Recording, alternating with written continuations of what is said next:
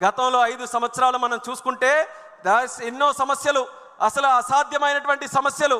కానీ ఈరోజు కేంద్రం తాలూకా సహకారంతో, ఎన్డీఏకు ఉన్నటువంటి ఆ యొక్క కోఆర్డినేషన్తో ఒక స్టీల్ ప్లాంట్ కావచ్చు, రైల్వే జోన్ కావచ్చు, పోలవరం ప్రాజెక్టు కావచ్చు, ఇలా ఏ కార్యక్రమాలు చూసుకున్న అమరావతి ప్రాజెక్టు కావచ్చు, అన్నిటినీ కూడా సంవత్సరంలోపే సాధ్యం చేసి చూపించామనంటే ఈ ఎన్డీఏ ప్రభుత్వం రాష్ట్రంలో, కేంద్రంలో ఎంత పటిష్టంగా పనిచేస్తుందో ఒక్కసారి ప్రతి ఒక్కరం కూడా గమనించాలి.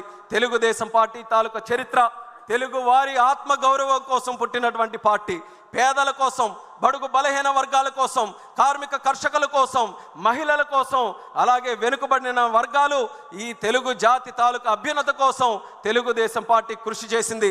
అన్న నందమూరి తారక రామారావు గారు పార్టీ పెట్టినప్పుడు ఒక కొత్త నూతన వరవడికి మనం నాంది పలకాలని ఆ రోజు మొట్టమొదటిసారిగా యువకులని రాజకీయాల్లోకి ఎంకరేజ్ చేశారు, చదువుకున్న వ్యక్తులకి ఎంకరేజ్ చేశారు. పాజిటివ్ పాలిటిక్స్ ఎప్పుడు కూడా మనం చేయాలని ఆ రోజు నందమూరి తారక రామారావు గారు నాంది పలికి తెలుగుదేశం పార్టీకి కొన్ని మూల సిద్ధాంతాలతో ముందుకు నడిపించారు.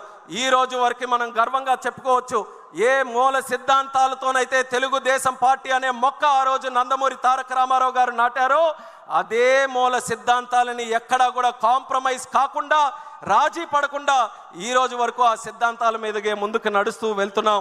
అలాగే విశ్వసనీయతని, నిబద్ధతని పార్టీలో మనం కాపాడుకుంటూ ముందుకు వెళ్తున్నాం.